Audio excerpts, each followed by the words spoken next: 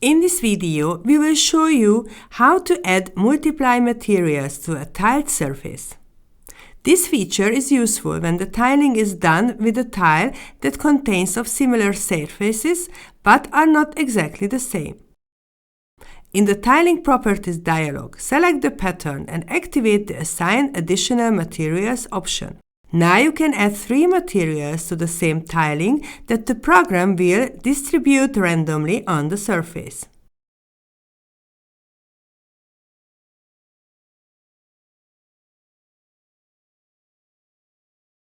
Place the tiling on the surface and set the correct direction. The 3D view will automatically update, and you can see in this example how lifelike the parquet looks on the floor. If you don't like the mix of the materials, simply enter the Tiling Properties dialog and place the tiles again. This will remix the layout of the textures.